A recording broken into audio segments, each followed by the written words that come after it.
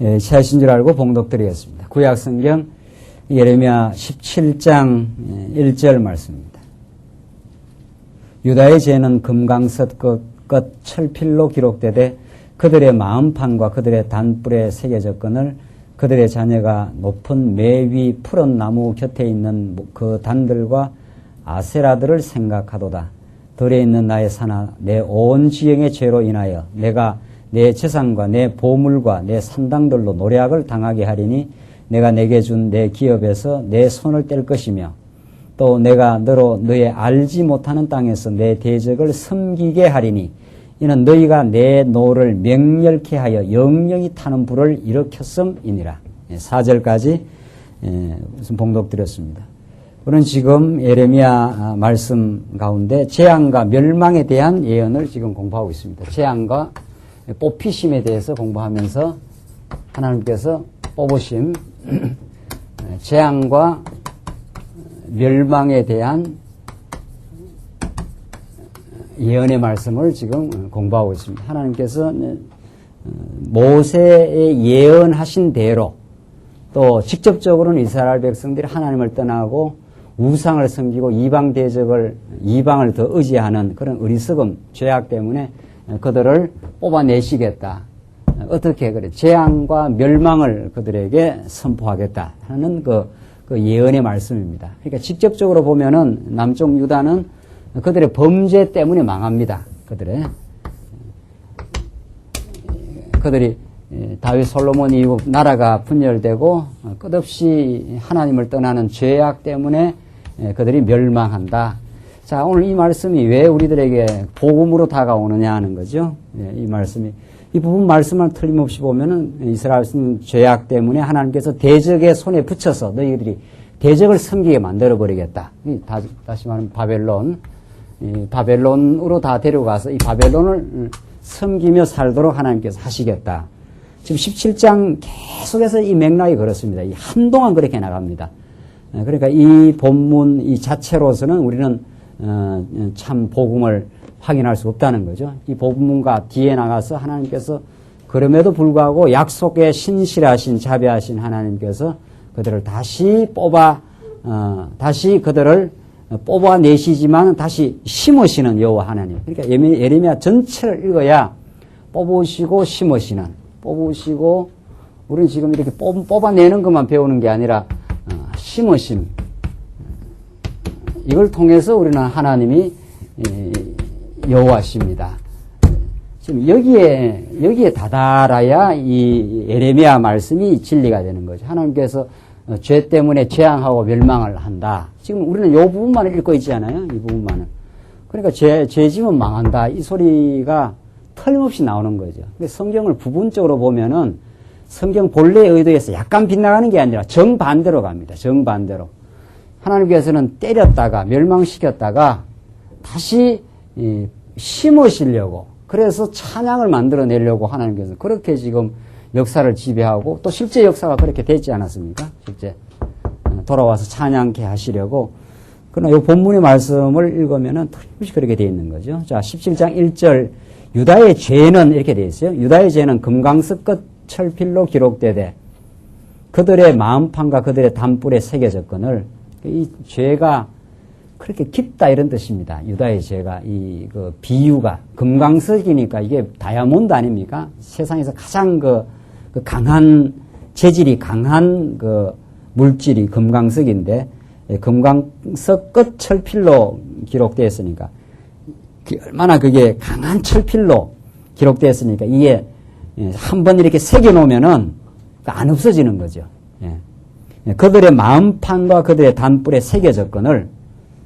그러니까 얼마나 그 강한 금강석수로 이렇게 새겨놨기 때문에 단뿔에다 새겨놨으니까 오죽 잘 새겨졌겠느냐 말이죠. 이거는 인간 스스로가 이 죄를 벗을 수 없다 이런 뜻입니다. 인간 스스로가. 예레미야 이 본문의 말씀처럼 인간의 죄악의 참 깊이, 그리고 그것을 우리 스스로 극복할 수 없음, 또 하나님이 작정하신 뜻 가운데 그렇게 해 놓으셨어.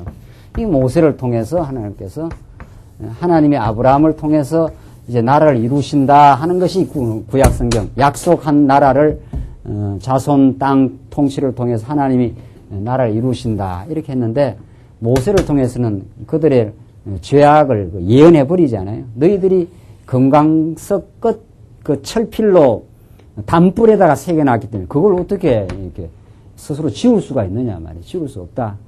지금 그 말을 지금 하고 있잖아요. 그러니까 우리 오전 시간에도 지금 은혜의 복음 갈라디아에서 살핀 대로 이스라엘 백성들이 스스로 율법을 지켜내느냐 말이죠. 이미 금강석 끝 철필로 마음판에다가 죄가 새겨져 있는데 그걸 무슨 수로 자기가 죄를 벗고 의롭게 될 수 있느냐. 그러니까 율법을 지킬 능력 없다 이런 뜻입니다. 이스라엘 백성들이. 그래서 그 죄 때문에 멸망하게 됩니다. 그것이 하나님께서 작정된 프로그램이고 그렇게 멸망시켰다가 다시 하나님의 은혜로 그들을 이제 회복시키심. 그래야 돌아와서 다시는 자기들의 자랑이나 자기들의 공로나 자기들의 입장이라든가 자기를 세운다든가 이렇게 한번 돌아와서 이스라엘 백성들 얼마나 높이 하나님을 찬양하게 만드시려고 이렇게 죄가 뿌리 깊게 만들어 놓습니다. 금강석, 그러니까 내 죄가 어떤가 이렇게 기억이 잘 안 나면은 이 본문을 생각하면 됩니다. 야, 이 금강석 끝 철필로 담불에다가 새겨놨으니까 그걸 무슨 수로 이렇게 자기 스스로 지워내느냐 말이죠. 안 된다 이런 뜻이에요. 불가능하다, 불치병이다 이런 뜻입니다. 그래서 2절 그들의 자녀가 높은 매 위에 푸른 나무 곁에 있는 그 단들과 아세라들을 생각하도다. 그렇게 새겨져 있으니까 푸른 나무 옆에 단들, 아세라, 이 하나님을 생각하는 게 아니라 우상을 생각하고 우상을 섬긴다. 3절 들에 있는 나의 산하 내 온 지경의 죄를 인하여 내가 내 재산과 내 모든 보물과 산당들로 노략을 당하게 하려니 그 죄로 인하여 노략을 당한다. 직접적으로는 멸망의 이유가 직접적인 죄입니다.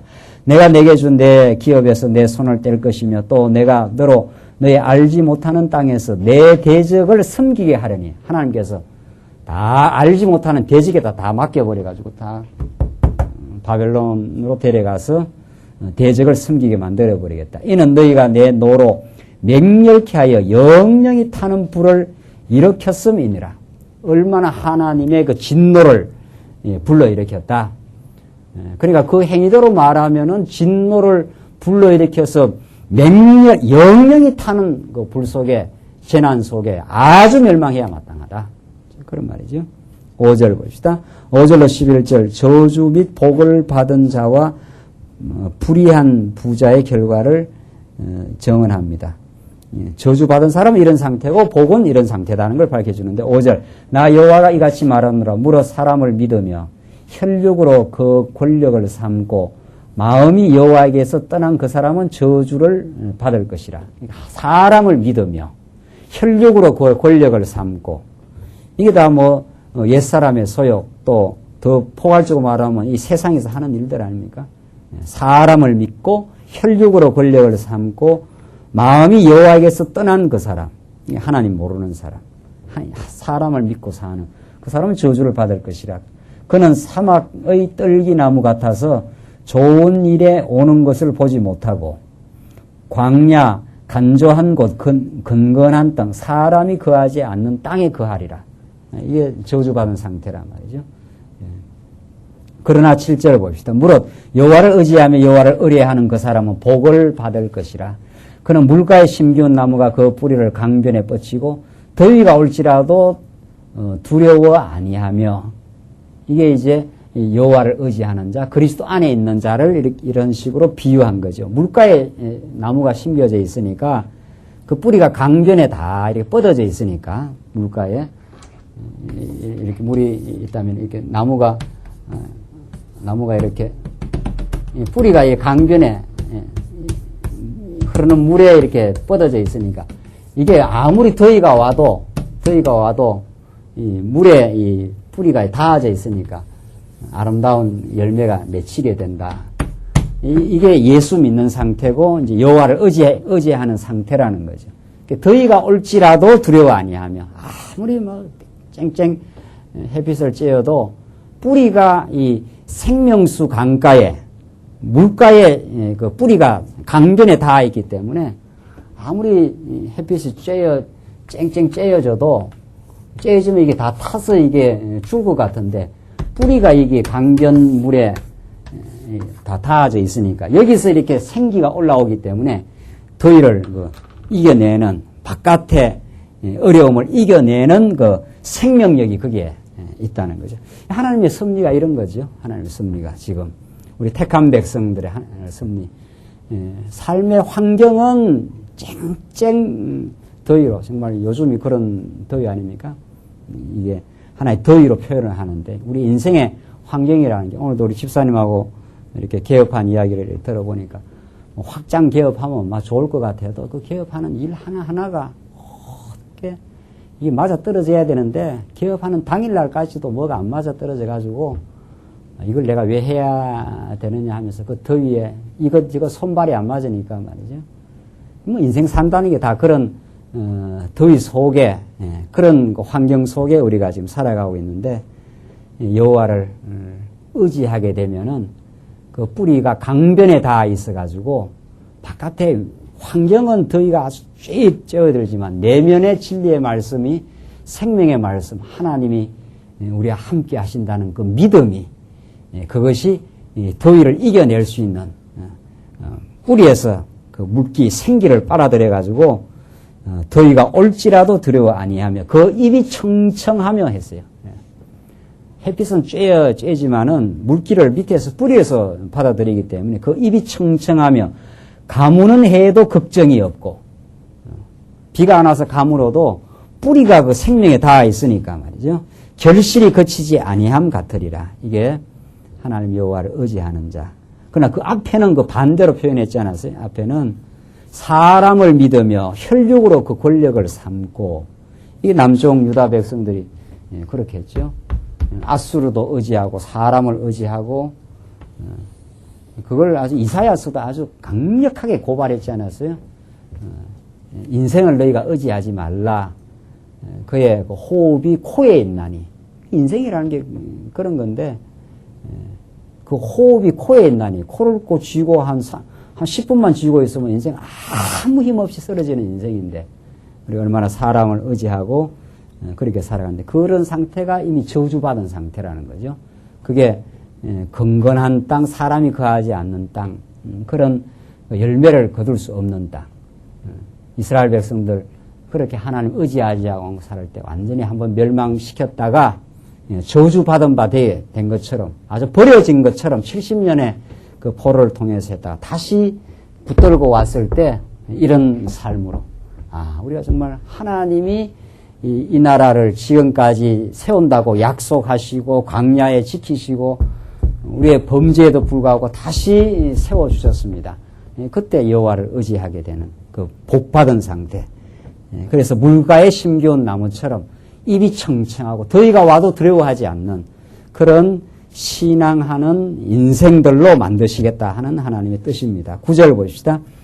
9절 보시면은 계속해서 9절 보시면 만물보다 거짓되고 심히 부패한 것은 마음이라. 누가 능히 이를 알리오마는 만물보다 거짓되고 심히 부패한 것. 우유가 이 더운 날 부패하면 푹푹 썩어갖고 냄새가 아주 나지 않고 먹지를 못하잖아요.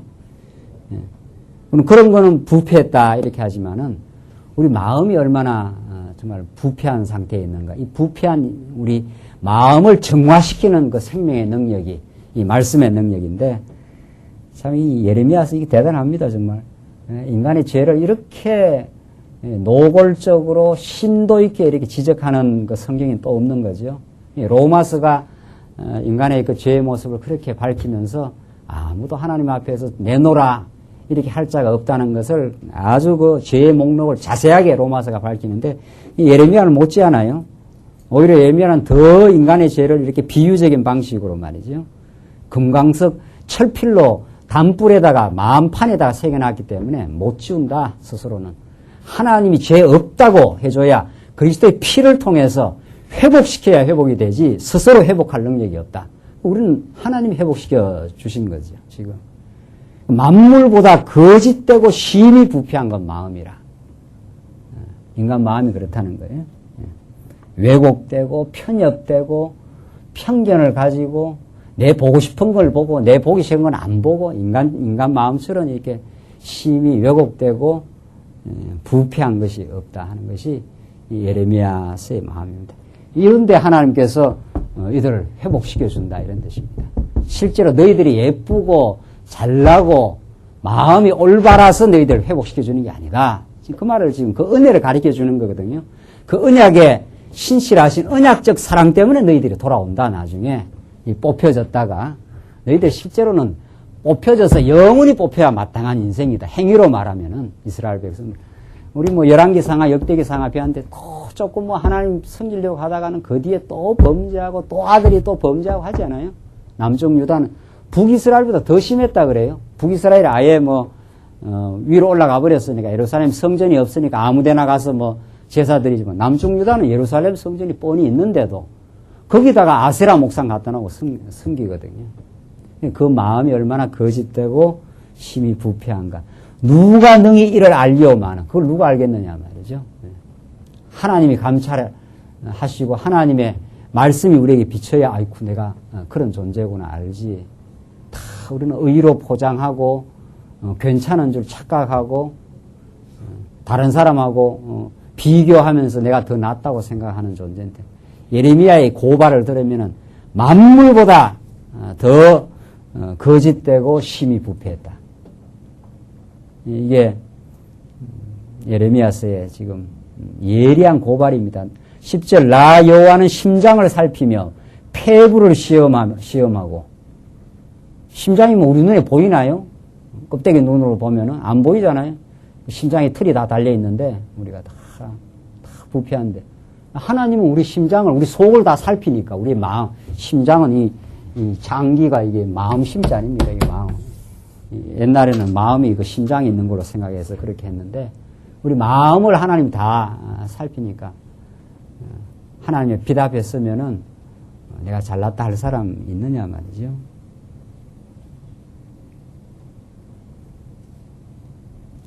폐부를 시험하고 각각 그 행위와 그 행실대로 보응하나니 불의로 치부하는 자는 자고새가 낳지 아니한 알을 품은 같아서 자고새라는 것이 지가 낳지 아니한 알을 이렇게 품어 있으면 그게 조금 크면 다 떠나버린다는 거 아니에요. 그 열매가 없다 이런 뜻입니다. 예.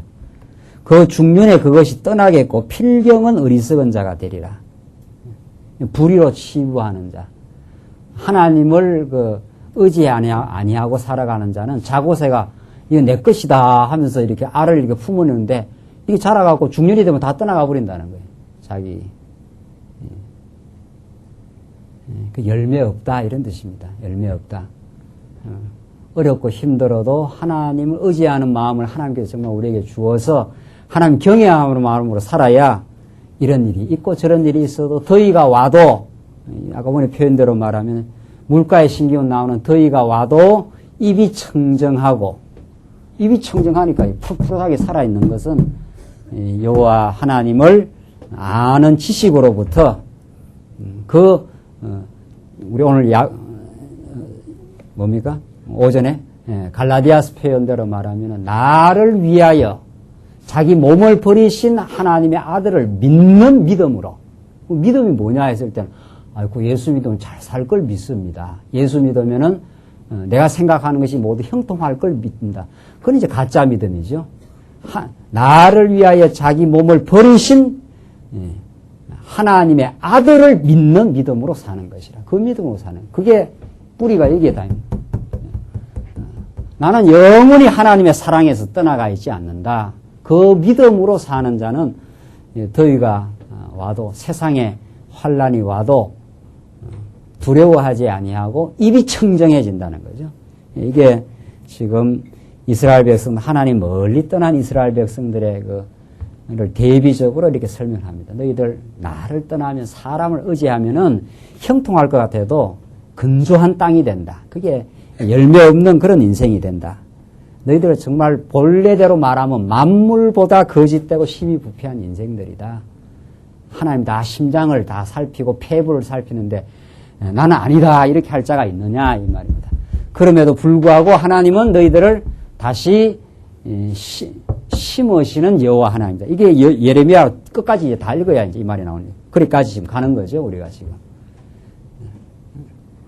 이것이 이스라엘 백성들을 향하신 하나님의 깊으신 사랑 가운데 죄 많은 곳에 은혜가 넘치게 하시려고 하나님이 지금 이스라엘 백성 이렇게 섭리를 하십니다. 12절 보십시다. 12절로 18절 보시면 고발된 박해자들은 멸하시고 자기는 보호하기를 이제 강구합니다. 예레미야의 지금 강구입니다. 영화로우신 보좌여 원시부터 높이 계시며 우리의 성소이시며 이스라엘의 소망이신 여호와여 무릇 주를 버리는 자는 다 수치를 당할 것이라 무릇 여호와를 떠나는 자는 흙의 기록이 되오리니 이는 생수의 근원이신 여호와를 버림이니이다. 이제 예레미야의 기도입니다. 강구입니다. 이스라엘의 소망이신 여호와여 주를 버리게 되면 다 수치를 당합니다. 이제 그 생수의 근원이신 여호와를 버리게 되면 결국은 수치를 당한다. 다 바벨론으로 함 끌려갑니다.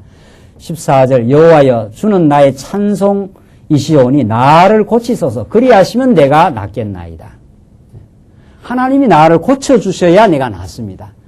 내 스스로는 내 하나님이 내신 상처를 고칠 수가 없습니다. 이 예레미야에 계속되는 그 표현입니다. 하나님이 금강석 철필로 우리 담불에다가 내 마음판에다 죄를 새겨놓은 것처럼 그렇게 죄가 새겨져 있어서 내가 이걸 고칠 수가 없습니다. 그 말이죠. 무슨 수로 자기를 고치고 극복합니까? 무슨 수로? 모든 이방 종교, 불교는 자기를 고쳐낼 수 있다는 거 아니에요? 자기를.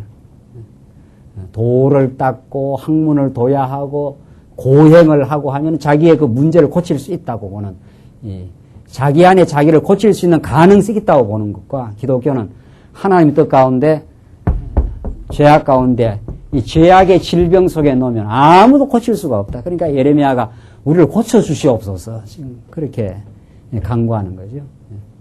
여호와 라파 하는 것이 여호와는 치료하시는 여호와 하나님. 이스라엘 백성들 애굽에서 나온 백성들 스스로는 고칠 수가 없습니다. 하나님께서 레위기서에 나오는 모든 그 처방과 진단과 그 처방 제사장에게 찾아와서 올바르게 진단해주고 처방해주고 우설초로 다 씻어주고 이렇게 해서 이스라엘 백성들을 깨끗하게 정말 그래서 진 밖에 며칠 동안 있다가 다시 들어와라. 이게 레위기서에서 나오는 말씀, 복음의 진리입니다. 그리스도의 사랑으로만 우리의 삐뚤어진 인생, 하나님을 떠나간 인생, 미워하는 질병, 시기하는 질병, 그거 다 죄악이 나오는 질병들 아닙니까? 다른 사람을 정죄하는 질병, 그거 무슨 수로 고치느냐 말이죠. 하나님부터 내가 사랑받아 무한한 은총 속에 내 모든 만물보다 부패한 내 인생을 하나님께서 사랑하심. 그 사랑의 약으로만 우리 인생이 치료가 되는 거죠. 사랑의 약으로만. 지금 이 예레미야가 하나님 앞에 그렇게 지금 강구하며 나를 고치소서 그리하시면 내가 낫겠나이다. 내 스스로는 치료약이 없습니다. 지금 그 말이죠. 나를 구원하소서 그리하시면 내가 구원을 얻으리다. 이게 정말 칼빈주의자들의 그 기도 아닙니까? 하나님이 나를 치료해 주시고 하나님이 나를 구원해 주셔야 내가 치료받고 구원받을 수 있습니다. 그건 알미니안주의자들은 하나님이 이렇게 구원의 밧줄을 치료의 약을 내려주면 인간이 여기서 이렇게 합해야 된다. 이렇게 믿으면은 이런 기도는 안 나오는 거죠. 하나님 구원의 밧줄만 내려주시고 나를 치료하는 약만 내려주시면 내가 먹고 내가 노력해서 치료를 받겠다. 지금 그 말 아닙니까? 그러나 오늘 본문의 기도는 그게 아니죠. 하나님이여 나를 고치소서. 내가 고칠 능력이 없습니다. 지금 그 말이죠.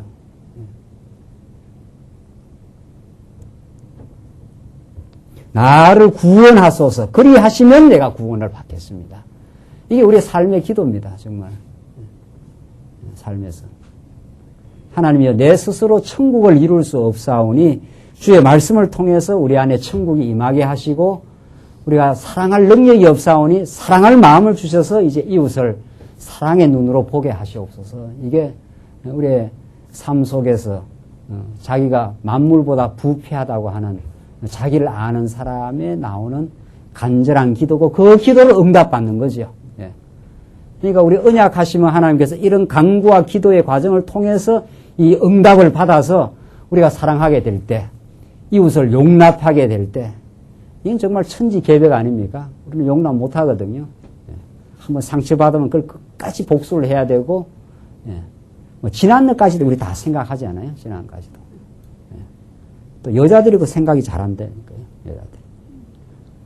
그래서 캐캐묵은 20년 전까지도 막 생생하게 예, 살아있어가지고.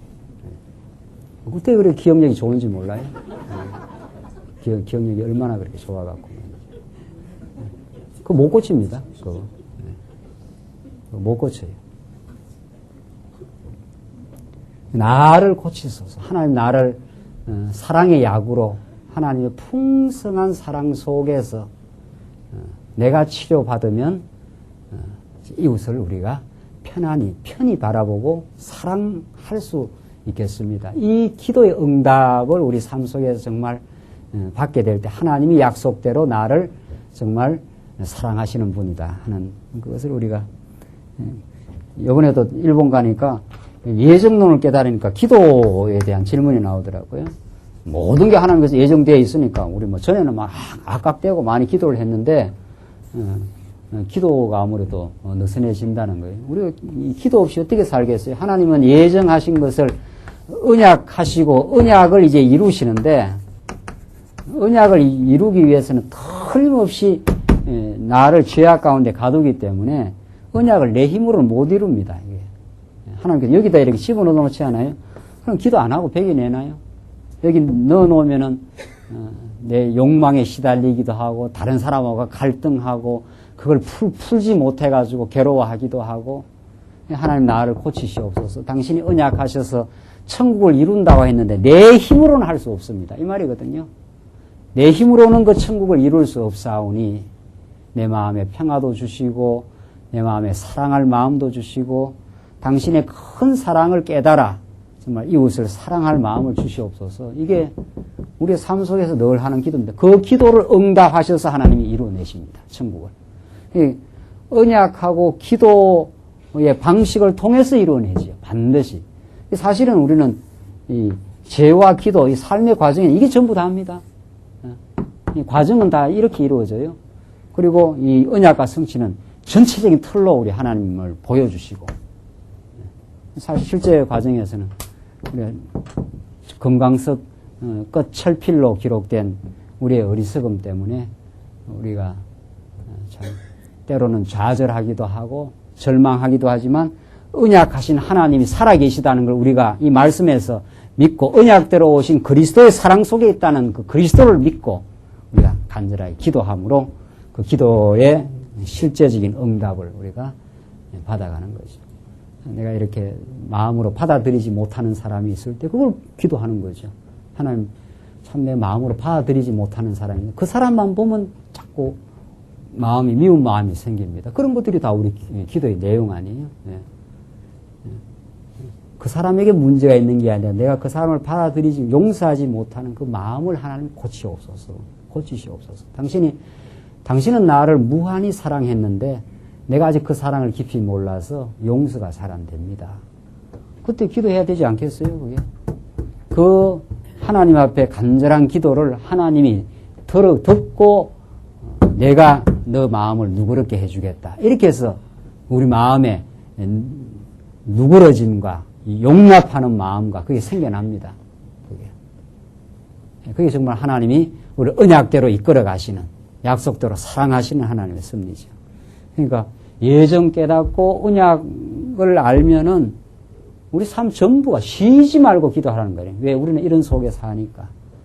하나님이여 나를 고치시고 나를 구원하소서. 이때 구원은 끊임없는 그 성장을 향하는 구원의 기도. 사도 바울이 에베소서에서 성장을 향한 기도를 하지 않습니까? 그 길이와 넓이와 부피가 하나님의 사랑이 얼마나 큰지를 깊이 깨달아 내 인생이 자꾸 성장해서 전보다 훨씬 너그러워지게 하시고 이제 자기 중심에서 벗어나서 이웃을 섬기는 인생이 되게 하시고 정말 이런 그 예레미야의 그 간절한 기도는 우리의 기도입니다. 15절 그들이 내게 이르기를 여호와의 말씀이 어디 있느냐 이제 임하게 할지어다 하나이다. 이게 조롱하는 겁니다. 여호와의 말씀이 어디 있느냐 이러면서 이 대적들이 이 박해자들이 이렇게 한다는 거예요. 나는 목자의 직분에서 물러가지 아니하고 주를 쫓아 싸우며 재앙의 날도 내가 원치 아니하였음을 주께서 아시는 바라. 내 입술에서 나온 것은 주의 목전에 있나이다. 주는 내게 두려움이 되지 마옵소서. 재앙의 날에 주는 나의 피난처이시니이다. 이 예레미야가 깨닫는 지금 하나님의 보호입니다. 재앙과 멸망의 날이 온다. 그런데 하나님께서 그 행위대로 그냥 다 퍼부어버리면 아주 여기서 못 나오는 거죠. 그 바벨론이라고 하는 엄청난 그 풀무, 그 고난의 70년, 그 속에서 하나님이 피난처를 만들어주겠다. 다니엘도 살아나지 않아요? 사드락과 메삭과 아벳느고도 이 바벨론 이 고난의 풀무 70년의 이 고난을 주기는 하지만 하나님께서 정말 그들을 눈동자처럼 시켜줍니다. 지난번 권사님 몸이 아파서 그 신방하면서 그 사드락과 메삭과 아벳느고 그 다니엘서 우리 같이 읽었는데 풀무부에 집어넣지 않아요? 다니엘을 사자굴 속으로 집어 던져버리지 않아요? 그 사자굴에 들어가서 무슨 수로 살아나느냐 말이죠. 사자굴에 들어가서. 하나님께서 그 사자굴 같은 그런 환란의 처소에 집어넣고 보호하십니다. 풀무 7배나 더한 풀무불 느부갓네살이 평소보다 7배나 더하라. 그냥 보통 때도 사람이 타서 죽는데 말이죠. 7배나 더하라. 그런 하나님의 정말 그 난리통 속에 피난처를 만드심. 그 세 사람만 있는 게 아니라 사드락과 메삭과 아벳느고만 있는 게 아니라 그 옆에 신의 아들의 형상이 거기서 어른어른했지 않았어요? 느부갓네살이 보고 깜짝 놀라지 않아요? 그게 피난처입니다. 그게 피난처예요.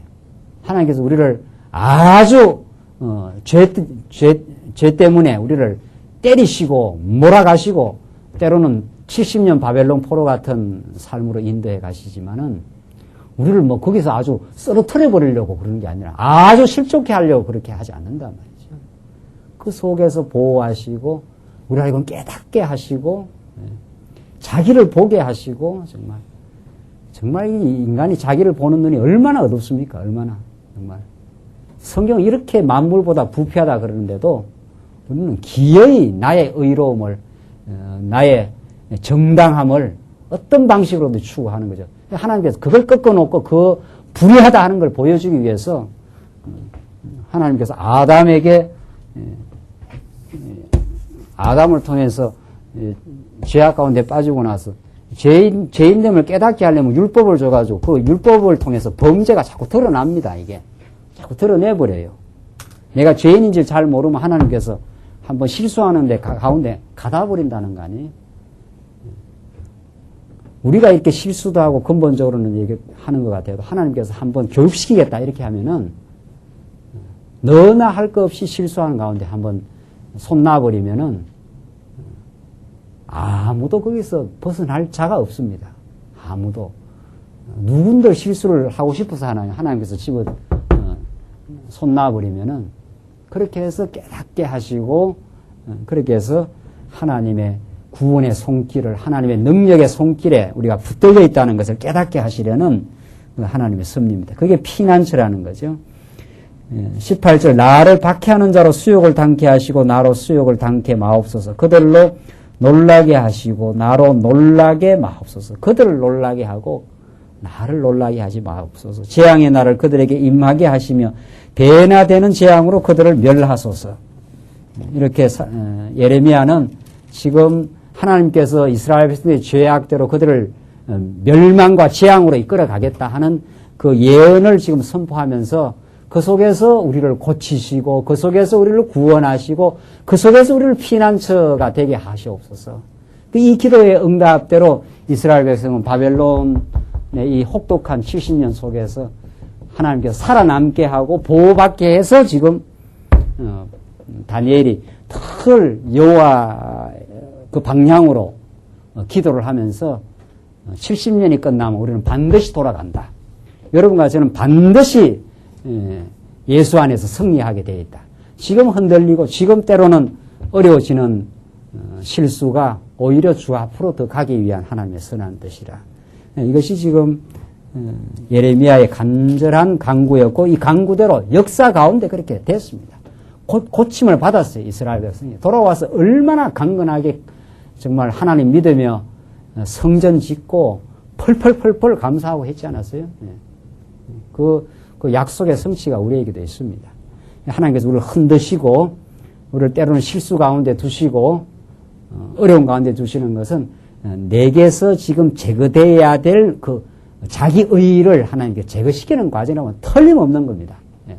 지금 뭔가 내가 공고하고 징계를 받는 것은 내가 뭔가 하나님 앞에서 내세우는 자기 의의가 있습니다. 나는 이만하면 그래도 내가 괜찮은 사람이라는 그런 자의식이 있어요. 그걸 없애버립니다. 그게 있으면 찬양을 안 하거든요. 그게 있으면 자기를 의지합니다. 틀림없이. 그걸 무너뜨리는 과정, 그게 사랑의 섭리라는 겁니다. 그러니까. 19절 봅시다. 19절로 27절에 안식일을 거룩히 하라면 그 준행 여부의 결과를 예언합니다. 지금 죄 문제를 이렇게 이야기 앞에서 하고 나서 안식일에 나오니까 이게 무슨 어떤 그 연관성이 있느냐는 거죠. 한번 봅시다. 19절 여호와께서 내게 이같이 말씀하시되 너는 가서 유다 왕들의 출입하는 평민의 문과 예루살렘 모든 문에 서서 무리에게 이르기를 이 문으로 들어오는 유다 왕들과 유다 모든 백성과 예루살렘 모든 거민 너희는 여호와의 말씀을 들을지어다. 여호와께서 이같이 말씀하시되 너희는 스스로 삼가서 안식일에 짐을 지고 예루살렘 문으로 들어오지 말며 안식일에 너희 집에서 짐을 내지 말며 아무 일이든지 하지 말아서 내가 너희 열조에게 명함같이 안식일을 거룩히 할지어다. 이 안식일을 철저하게 지키라 이 말입니다. 안식일날 무슨 짐을 드러내고 이렇게 일하지 말라 지금 그 말 아닙니까? 이게 모세에게 이미 하나님께서 약속한 안식일 그 계명을 철저하게 지켜라. 지금 그 말이죠. 그들은 청종치 아니하며 귀를 기울이지 아니하며 그 목을 곧게 하여 듣지 아니하며 교훈을 받지 아니하였느니라. 요 말씀만 읽으면은 뭐 구약에는 뭐 안식을 지키란 말이 뭐 한두 군데입니까? 구약 레위기서라든가 신명기라든가 오늘 본문이라든가 안식일을 꼭 지켜라 하는 거죠. 이게 무슨 복음적 의미를 가지고 있는가? 왜 죄를 이렇게 지적을 하고 안식일을 지키라고 하느냐 말이죠.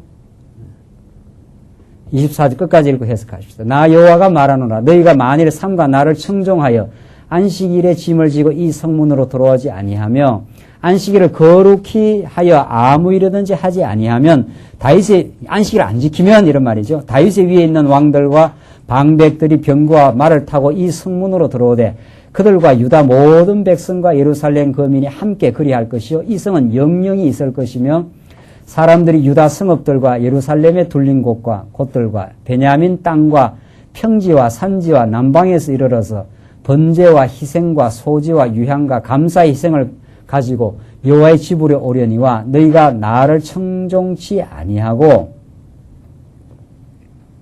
앞에는 그 청종한다는 거죠. 너희가 잘 안식일을 거룩하게 지키면 이 성이 영영하게 있게 되고 27절 너희가 나를 청종치 아니하고 안식일을 거룩해 아니하여 안식일에 짐을 지고 예루살렘 문으로 들어오면 이제 안식일을 이제 어기는 거죠. 그러니까 앞에는 지키면 성이 영영하게 되고 여기는 안식일을 지키지 아니하고 안식일에 짐을 지고 예루살렘 문으로 들어오면 이게 일하는 거니까 안식일을 어기는 거죠.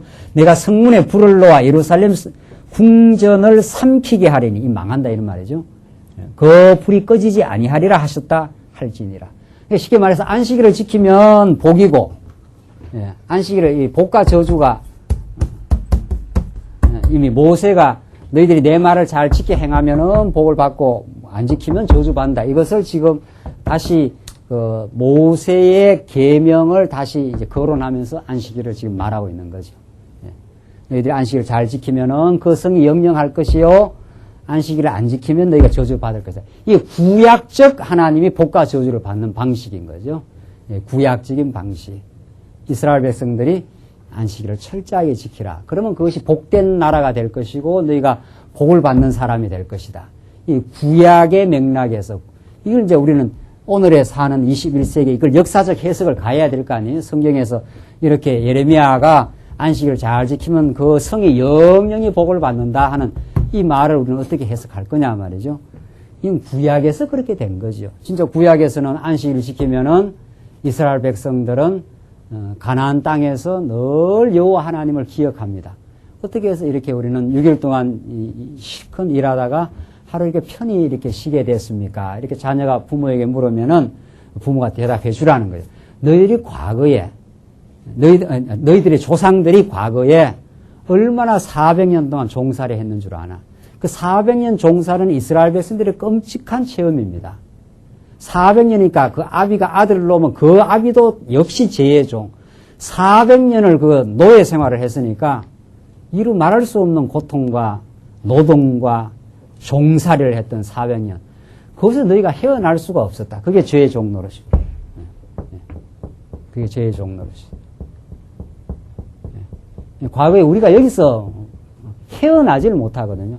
그 옛 습관들이 아직도 우리에게 좀 남아서 내 스스로가 참 이거 잘 안 되는 거구나. 안 되는 게 아니고 불가능한 건데 그걸 느끼듯이 400년 종살이한 너희들이다. 너희들을 출애굽시켰다는 거죠. 하나님이 약속하신 대로. 그 10번의 재앙을 통해서 6월절 그 피를 문설주에 발라서 죽음의 사자가 다 넘어가도록 그렇게 해서 너희들을 그 극적으로 애굽에서 해방시켜 광야를 지나 이 안식의 땅으로 하나님께서 인도하신 여호와 하나님이 은혜로 너희들을 구원해 줬다 하는 것을 끊임없이 기억하게 하는 그게 이스라엘 백성들이 이 땅에서 여호와 하나님을 찬양하며 우리는 다 애굽에 종살이 할 수밖에 없는 인생들인데 하나님이 불러내어서 우리를 그냥 업어가지고 이 가나안 땅으로 인도했습니다. 이걸 지금 깨닫는 거죠. 이번에 일본 동경 모임에는 지금 뭐 이제 한 2년 들었으니까 전에 막 얼마나 그 교회에서 많이 시달렸다는지 모르는 거죠. 시달렸다고. 거기는 공부하러 유학생들도 많은데 일본에 오는데 공부가 중요한 게 아니라는 거예요. 공부도 다 뒷전이고 말이죠. 새벽기도 나오고 밖에 나와서 전도해야 된다 해가지고 계속 그 많은 시간들을 시달리고 그걸 못하면 또 책망을 받고 그렇게 교회 안에서 차별을 한답니다. 좀 뭐 공부를 잘하고 좀 잘 나가는 사람들은 아주 대우를 잘해주고 자기가 그 차별을 받으면서 그 젊은 사람의 이야기예요. 이게 인간 취급도 안 받는다는 거예요. 자기는 결혼하려고 목사님한테 갔더니만 딴 사람들은 막 30분을 이야기를 해주고 덕담을 해주는데 5분 만에 그냥 하고 가라는 거예요. 5분 만에 하고. 자기는 거기서 제대로 이제 자리를 못 잡았다 이거죠. 그러니까 세상보다도 더욱 차별 대우가 더 심하다는 거예요. 그렇게 이렇게 경쟁을 시키고 말이죠. 거기서 벗어나서 정말 하나님의 은혜와 사랑 속에 자유함 속에 우리가 이 말씀을 들으며 그 깨달음 가운데 이렇게 살게 되는 것이 자기는 일본에 공부하러 왔는데 여기서 말씀 듣고 그런 그 틈바구니 속에서 차별 대우 받으며 말이지 교회 모습이 아닌 거지요. 사실은 그 정도 나가면 세상보다 더한 거지요. 더 부추기고 더 그렇게 이렇게 자유의 복음을 듣고 자기가 신앙생활을 하게 됐다고 그렇게 이야기합니다. 우리는 참 안식의 주인이신 이스라엘 백성들이 그 안식일마저도 제대로 못 지키지 않았어요. 그 안식일마저도 제대로 못 지켜요. 그렇게 지키면 여호와 하나님을 기억했는데 그걸 못 지켜요. 예수님이 십자가 위에서 완전한 안식을 하고 주일날, 일요일날 부활하신 거거든요. 십자가에서 완전히 숨도 쉬지 않고 금요일, 토요일 안식을 완전한 안식 우리 대신 저주 받으시고 부활하심으로 이제 예수의 십자가를 바라보면 늘 우리가 하나님을 기억하게 되는 하나님의 아들이 십자가에서 고난 받으신 건 우리의 모든 죄를 다 감당하시고 사해 주셨다. 이게 우리 하나님이 우리를 자유케 하는 드디어 이제 죄에서 완전히 자유하게 돼. 오늘 갈라디아서의 말씀이나 똑같은 거죠. 내가 안식일의 주인이다. 안식일에 선을 행하는 것, 악을 행하는 것 어떤 것이 더 좋은 것이냐. 예수님께서 내가 안식일의 주인이다. 다윗이 그 성전 안에서 떡을 먹고도 죄가 되지 않았다는 걸 너희가 듣지 못하느냐. 내가 성전보다 더 큰 내가 지금 참 안식의 주인으로 왔다. 너희들을 누가 이제는 죄인이라고 정죄할 자가 없다. 마음에 쉼을 얻으라 이 말이죠. 우리는 이제 예수 안에 왔기 때문에 아무도 우리 정죄할 사람 없고 즐거이 나오고 우리 하나님을 기쁨으로 섬기는 그런 복된 인생이 되었습니다.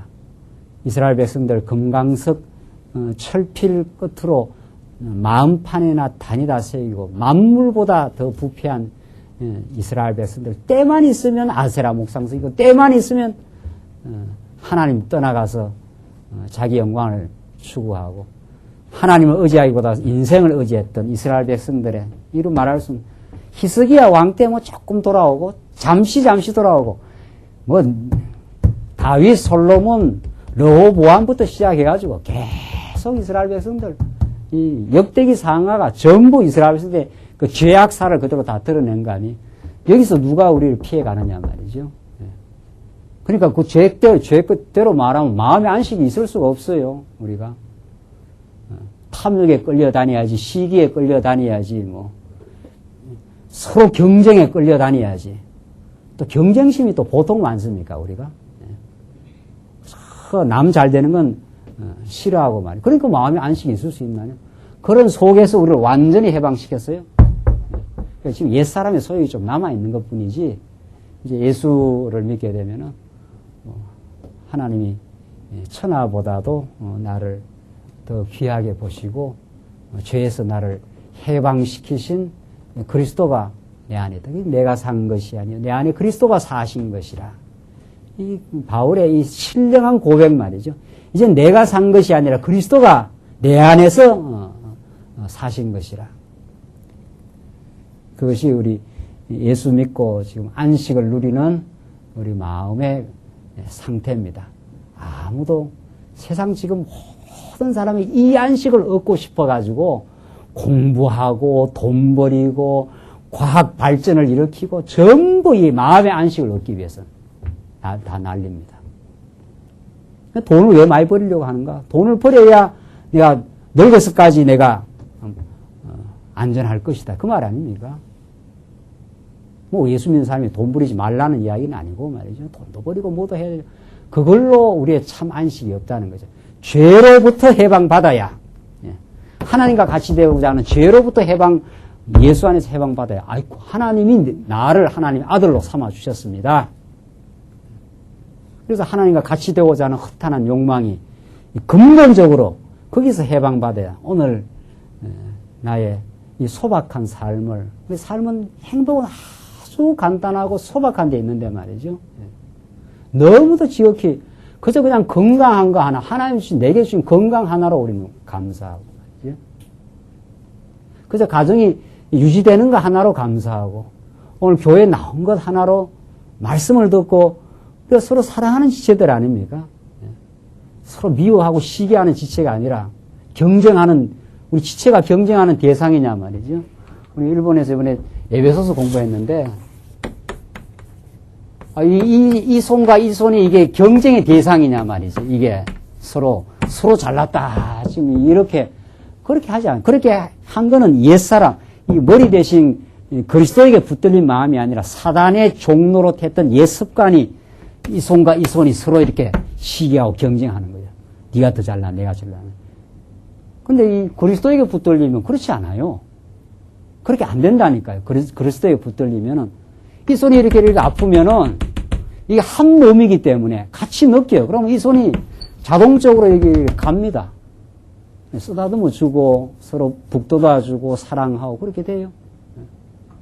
그렇게 되면 내가 그리스도 머리에 붙들려 있구나 이렇게 보면 들려집니다. 그래 사랑하고 나서도 하나님이 나를 이 사랑할 마음 주셨습니다. 이래서 시기하고 경쟁하면 내가 어둠의 사단에 지금 이끌려 다니는구나. 그걸 빨리 캐치하는 게 지혜라는 거죠. 이게 내가 아직도 옛사람에 끌려 다니는구나. 그 분별 작업이 우리 삶 속에, 우리 인격 속에 날마다 일어나는 거 아닙니까? 날마다. 지혜의 말씀을 듣는다는 건, 내가 지금 머리 대신 그리스도에 붙들려 있구나. 안 그러면 내가 이 머리 대신 그리스도에게 떨어져가지고 내가 지금 어리석음의 유혹을 지금 받았구나. 받으면은 괜히 다른 사람을 시기하고 경쟁하고 질타를 하고 실수로 보면 그냥 그걸 용납을 못하고 그렇게 해요. 그게 죄에서 아직은 충분히 해방받지 못한 거예요. 원리적으로 완전 해방받았고 예수로 말미암아 우리는 다시는 사망 권세로 안 가요. 근데 이제 옛 흔적이 남아있어가 거기에 자꾸 끌려 들어갑니다. 이 그리스도를 깊이 모르니까. 이걸 깊이 알면 이 신경줄이 그리스도에게 다 붙어 있어가지고 이제 천국을 누리는 거죠. 천국을. 오늘 이 안식일을 지키면 너희가 거성이 영영이 있을 것이다. 예수님이 완전한 안식일을 우리 대신 완벽하게 지켜주셔서 이 세상 사람들이 마음의 평안을 하나 얻어보려고 온갖 노력을 하는 거죠. 돌을 닦고 뭐 별 수단을 다 하고 하는 걸 우리는 너무도 쉽게 너는 내 마음은 겸손하고 온유하니 내게 와서 배우라. 예수의 멍에를 이제 매게 될 때 마음의 힘을 얻는 하나님 아버지 내가 참 어리석은 존재였는데 당신이 나를 사랑하시고 무조건 받아주시고 내 많은 죄를 그리스도의 피로 다 덮어주셔서 당신 앞에 이제 아무 조건 없이 나올 수 있어서 감사합니다. 이게 우리의 한없는 우리의 감사와 마음의 안식입니다. 다시는 사단 권세가 나를 범접할 수 없는 피난처 속에 우리를 두셔서 우리가 때때로는 실수해서 하나님께 매를 맞기는 하지만은 항상 한결같이 나를 붙들어 주시는 하나님. 그 하나님 때문에 마음의 안식을 얻고 삽니다.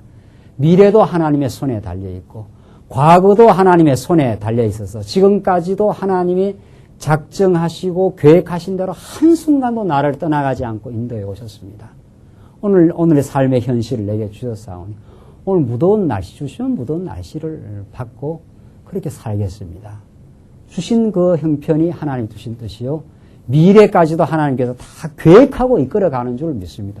이래야 마음의 안식이 있지 않아요? 미래는 어떻게 될라나, 더 아프면 어떻게 될라나, 내 노후는 어떻게 될라나. 이거 뭐 미리 땡겨 걱정하느라고 노후까지 살지 안 살지 어떻게 알아요? 하나님께서 지금까지도 보호하신 하나님이 우리가 어떤 존재인데 하나님께서 다 길을 인도해 가지 않겠느냐 말이죠. 그 하나님을 여호와로 믿는 믿음, 하나님을 주권자로 믿는 믿음, 하나님이 내 인생을 책임지시고 주관하신다고 믿는 믿음, 그 믿는 믿음 안에서만 참 안식이 있습니다. 그게 예수가 우리에게 허락하신 안식입니다. 구약의 모든 안식일을 이루어내신 예수 안의 안식입니다. 기도하십시다. 우리 자비하시는 하나님 아버지, 오늘 무더운 날씨 가운데서도 저들 진리의 말씀 앞으로 부르셔서 이스라엘 백성들의 말할 수 없는 죄악에도 불구하고 하나님 그들의 피난처가 되어주시고 그들을 한번 뽑아내지만은 그 바벨론 포로 속에서 그들을 기적 같은 방식으로 지키셔서 70년이 찰 때 다시 심어 하나님이 그들을 버리지 않는 참 사랑하는 하나님이심을 깨닫게 하심을 감사합니다. 전날에 우리가 안식 없이 헤매이며 하나님을 잊어버리고 살아왔던 우리 인생 이제 예수 안에 이제 우리를 묶어주셔서 다시는 떨어지지 않는 그리스도의 지체가 되게 하심을 감사합니다. 그리스도의 사랑 속에 이제 지체를 있는 그대로 바라보게 하시고 자신이 용납되었음을 깨닫게 하시고 참으로 서로 사랑하는 참으로 있는 그대로 저희들 붙들어주며 격려하며 저희들 살아가는 아름다운 천국의 삶을 교회 생활에서 누리게 하시옵소서. 예수님 이름으로 기도합나이다. 아멘.